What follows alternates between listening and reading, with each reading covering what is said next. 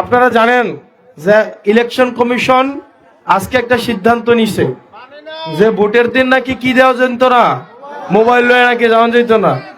চুরির ধরা পড়ে যাই বোধ, চুরির ধরা পড়ে যাবো গা, এর লাগে এই কাম করতেছে। বুঝছেন জুলাইতে আমরা দেখছি কি কয়েকটা মিডিয়া ছাড়া বেশিরভাগ দিছে কি যে পরিবেশ শান্ত।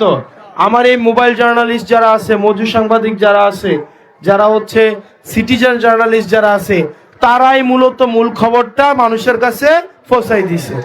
যারা ভোট চুরির প্রস্তুতি নিতেছে তারা চুরিটি যদি ধরে লাই ফলাফাইনে এলাই গিয়া তারা কি করছে, প্রথমে বাদ দিছে বিএনসিসি রে বাদ দিছে, এখন বাদ দিতেছে আবার কাটারে মোবাইল জার্নালিস্টে।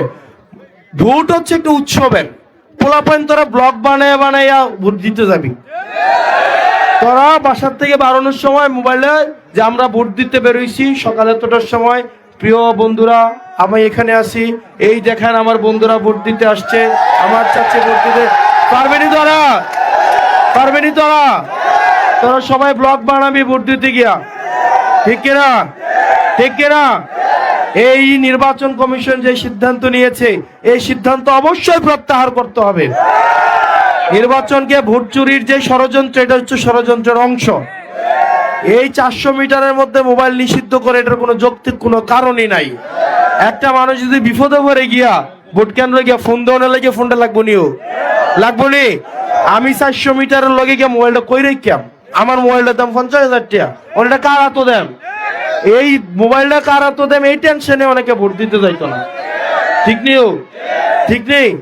এর লাগে আমরা কি লাগবো, ভোট মোবাইল নিয়ে অবশ্যই আমাদের ভোট কেন্দ্রে আমরা যাব কিনা?